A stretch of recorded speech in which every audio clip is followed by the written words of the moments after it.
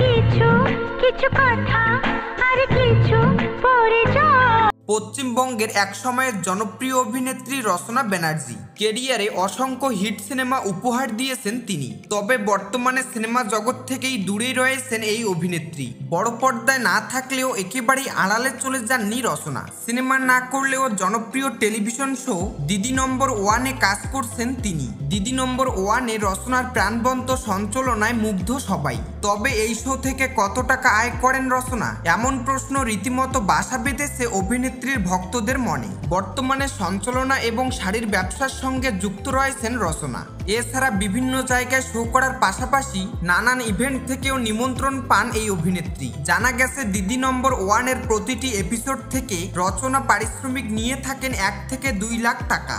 যদিও এর সত্যতা যাচাই করে দেখেননি কেউ। তবে অভিনেত্রীর পারিশ্রমিক যে কম নয় সেটা কম বেশি সবারই জানা। রূপালী পর্দায় না থাকলেও রচনাকে ঘিরে ভক্তদের মনে উত্তেজনার পারদ কম নয়। অভিনেত্রীর বয়স যেন কিছুতেই বাড়ে না। সামাজিক যোগাযোগ মাধ্যমে একের পর এক ছবি শেয়ার করে মাঝে মধ্যেই ভক্তদের তাক লাগিয়ে দেন তিনি। শুধু টলিউড নয়, বলিউডে গিয়েও নিজে ছাপ রেখেছেন রচনা। তবে একটা সময়ের পর অভিনয় থেকে নিজেকে গুটিয়ে নেন রচনা। 2012 সাল থেকে দিদি নম্বর ওয়ানে সঞ্চালকের কাজ শুরু করেন রচনা। তখন থেকেই দর্শকদের নজরের কেন্দ্রবিন্দুতে এই অভিনেত্রী।